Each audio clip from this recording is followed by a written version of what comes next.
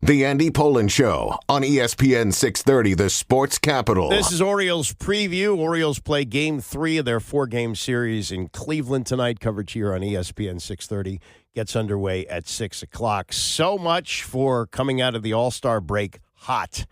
Last night's 6-3 loss in Cleveland was the Orioles' fourth in 5 games. They have dropped to 12 games under 500, getting closer and closer to being sellers at the August 1st trade deadline in a year that they were expected to not only get back to the playoffs for the third straight year, but finally win some games in the playoffs. Doesn't look like they're going to have that opportunity. They've already fired the manager, Brandon Hyde. Tony Mansolino has taken over on an interim basis and once again was left to describe what happened in a loss last night. I'm proud of our guys, for fighting against a good bullpen and good pitching here. First half of the game didn't go so well for us, and I thought we hung in there and the at-bats were good, and we put up a couple runs as the game went on. Just we have not gotten our bullpen kind of going to the same extent we probably had it going when we were playing our best ball, a few weeks ago. So I'm optimistic that we'll get the bullpen going in the right direction and throwing up some zeros for us. Just didn't happen tonight. What did you think of Brandon Young tonight? It was a little more reminiscent of the outing against the Mets. I thought he threw the ball pretty good right there. Angel Martinez is kind of giving us fits right now in this series, and Angel, we got to get Angel out. It's a good player, but we got to figure out a way to get Angel out and keep traffic off the bases before we get to Jose. And but I thought BY threw the ball good. I like the fastball. I like that he went after these guys on the inner half of the plate and attacked them on the inner half. I like to split at certain times, and I thought it was a very positive outing for him. Obviously, Goodrich gets out of it, probably the best case scenario you can hope for with bases loaded in that spot. But did you consider maybe leaving Brandon Young in just to see if can he work out of a jam that he created, and as a young starter kind of learns the majors? Yeah, right now we're trying to win every game. So as you see, Jose Ramirez coming up in that spot. In the scenario that we're in and where that thing's probably going, what we kind of had to do to get through that inning. You got to kind of make a decision and put it and make sure you're putting your best foot forward to try to win the game. And I think there's always a time and a place for that. I don't think it's right now. I think we need to try to win every game. What was the reasoning for the move with Dylan Carlson? Tio had some general soreness today, so we were going to stay away from him. Unfortunately, we'd love to have him in there. So we needed to make sure we had another outfielder available tonight, in case another guy kind of goes down. We got to have, major league outfielders out there. So that was the reason. 3 walks for Kobe Mayo tonight. Like to see that approach from him, especially having not played so much lately. Yeah, it's a solid night. Proud of him. 3 knocks and then, makes contact there in the 9th off a good closer. Just proud of him. It was a good night. Made plays at first base. I thought that was super positive. So definitely, a small step in the right direction, no doubt for Kobe. But I feel like he's been taking a lot of small steps in the right direction, and just optimistic about him. And at some point his time will come and get an opportunity. Obviously, the trade deadline is coming up, but do you feel like a night like tonight could push for, like you said, a step in the right direction for him to play more down the stretch? Again, we answered this the other day. When you have major league players or any professional sport, football, basketball, baseball, when you have players having good years that are in front of them, you're not going to sit those guys in order to play another guy. So you're going to play your best guy available. That happens in every sport. Happens for all 30 teams in the big leagues, and we'll continue to do that. For just circling back on Tyler O'Neill really quickly, general soreness, is he an IL candidate or too early to tell at that point? No, I don't think so. I hope not. My expectations will probably see him, facing Allen on Thursday here, get him against that lefty, and hopefully that'll go well. That's interim manager Tony Mansolino after last night's 6-3 loss in Cleveland. Before the game, he talked more about the upcoming trade deadline and what can be expected from the Orioles. Yeah, I think Mike and the organization have a responsibility to create sustainable success for the Baltimore Orioles for years to come. So he's going to have to. That's a big responsibility that he has, and he's going to have to manage it how he is going to manage it, which will be the right way. And for me, on my end and my staff's end, our mindset is to win with whoever's here. So regardless of whether a player gets traded or not, or certain players get traded, our goal every day is to win the game. Now, we're fortunate to go through this. You're going to have a core group of players that are going to be here. I think we all know who those guys are. Those guys are very highly unlikely to go anywhere. So however this trade deadline ends, we're going to look at it on the field, and we're really going to like the players that we have, and we're going to feel strongly that we can win with those players, and those players are going to know that we feel that way, and we're going to put our best foot forward to win every game. You talked about the balance of development mode versus win now mode, and it's always going to be a little bit like juggling the two, perhaps. At what point do you maybe the scale would tip more toward development? At what point would that happen? Sure. I think as you look at the roster and there's spots for development, right, where there's an open lineup spot where you can get a guy in there. I think that's probably where you're looking at it. When you look at a lineup and you got a player that's really good and having a really good year, you would be really hard-pressed to find any manager in baseball, basketball, football, any sport, soccer, you name it. You got a player that's performing at a high level, and you're going to sit him in order to develop a player. It just doesn't go that way, and that's not the right way to do it. So as spots become available, and whether that comes through injuries, which we've seen, or trades, or free agency, however this works, as spots open up, I think that's where you see young guys get a little bit more, I guess, leniency to play with. With those core players that you mentioned likely to be sticking around, have you seen progress from them in maybe dealing with the frustration of a down season in a way that could help in years to come? I think this is going to be an incredible acceleration of maturity for a lot of these guys. When I talked to the team the other day, that was actually part of the conversation, was to those specific players and them understanding their responsibility in this going forward, and how those guys are going to carry us and make sure that hopefully we're never in a situation where we're going to have to entertain offers on good players. So our young players, and you guys know who those guys are, but our young players, they're going to carry that responsibility. They do right now, and they know it, and they're carrying it pretty good for me right now. And I'm excited to kind of watch how they grow out of this for years to come. Yeah, obviously some untouchables at the deadline, like Adley Rutschman and Gunnar Henderson and Jackson Holliday. Those guys aren't going anywhere. That's part of the core of the future. But there are guys who are going to go, and one of them who's a strong possibility is right fielder Ramon Laureano, who's having a nice year. He's hitting .279, and he has 13 home runs, 41 runs batted in. He homered again last night. And he knows the business of baseball, and he knows his time in Baltimore may be short. With all the trade talk around this team, and people have even thrown your name in, what's been the atmosphere around here with that, and with Mike talking about the possibility of deals? Here nothing has really changed here inside, but obviously you think about it, with your name out there, whatever, your parents saying your stuff, whatever. But it is what it is. Part of the game. It's part of the season that we're in, and it's not the first time I see my name, and I have never really gotten traded. So it is what it is, really. I'm just trying to just see the ball and hit the ball and play hard for this team. These games here have obviously been really important, and with several wins that were really close kind of slipping away, do you feel like these games have tested this team in a couple of ways, of just with how much pressure maybe there is right now? Personally, I don't feel really pressure right now, but really ever, really. But I think, hey, at the end of the day, we got to play better baseball and come tomorrow and every single day playing hard, and that's all we can control.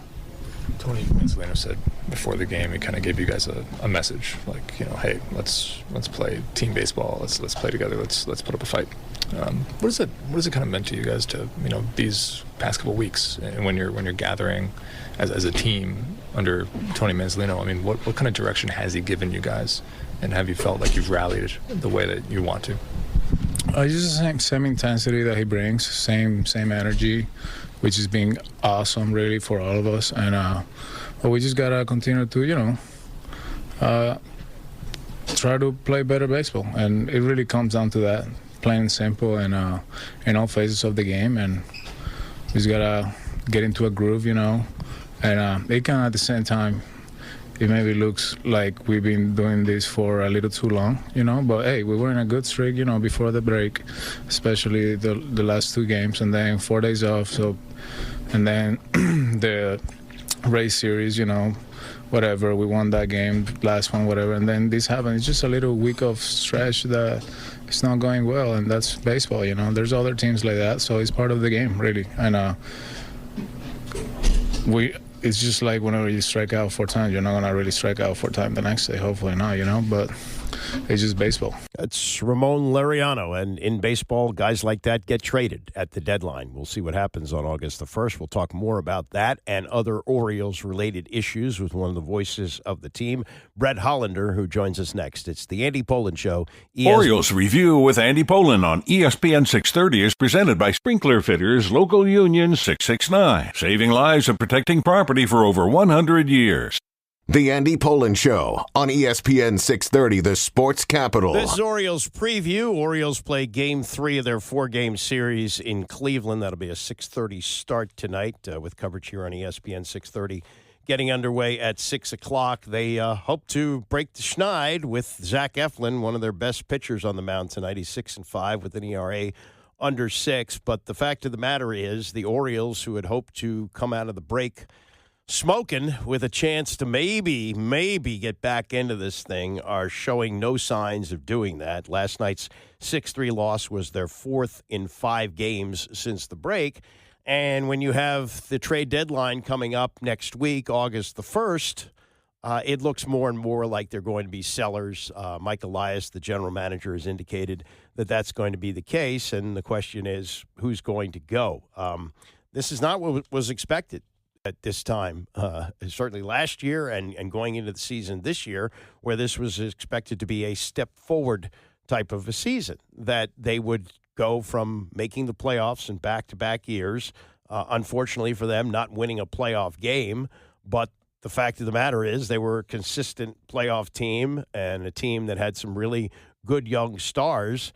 And because of injury, because of poor performance, because of maybe some clubhouse issues as Brandon Hyde got the boot and Tony Mansolino, as bench coach, takes over.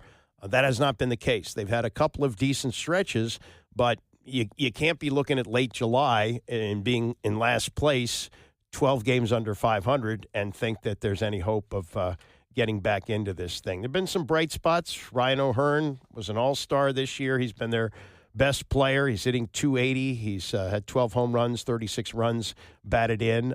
Gunnar Henderson's having another solid season, hitting .278 with 11 home runs. But there have been injury issues. Adley Rutschman is out of the lineup. Ryan Mountcastle hitting .246, maybe underperforming. Cedric Mullins' batting average now down to .213. So a lot of different reasons for that. But as I say, going into the season, if you would have told me you'd be talking to Orioles broadcaster Brett Hollander on the 23rd of July about the trade deadline, I'd be saying, well, who are they going to add for the stretch run and for the playoffs? And talking about a team jockeying for playoff position, maybe even leading the division, now a last-place team, 12 games under 500. I ask you, Brett, how did this happen? Oh, Andy, nothing went right. I mean, really, you go back to spring training and the injuries that popped up there with Grayson Rodriguez and Gunnar Henderson, Andrew Kittredge. Perhaps we were all very naive, but the writing may have been on the wall then. Of course, you're not going to throw in the towel at that point, but it was just an ominous start going back to spring training. And no, it's not all about the injuries. That is a major factor, as it would be for any pro sports team in any league, but it's a big part of the story. And then there's been a lot of underperformance where guys have either maybe regressed a little bit or not having their best seasons or a little flat year over year. And it just hasn't really come together. We've seen things work in pockets at different points of the season, but nothing at the same time has just worked. And they've never really been able to grab momentum. The thought for some would be, blow it up. Now there's untouchable players, young stars. You're not gonna do anything with them. But for a team that seemed totally on track a year ago, has fallen off the tracks. The question is, if you kind of stay the course, do you think they can get back on track for next year? I really do, because it's a young core that's super good, and you've been around sports for a long time. I mean, it's very normal for a young club, especially in baseball, when you think about a position group like this, to go a step back to go 2 steps forward. I mean, it's very common. Mm-hmm. I think we've all seen it many times over in our sports viewing life, and you will return pretty much the entire core young group. I think they really need to bring in, most people are going to talk about pitching this offseason, and that is certainly the main thing that needs to be addressed. I really think they need to bring in a major bat to hit in the middle of the order to really protect this young group.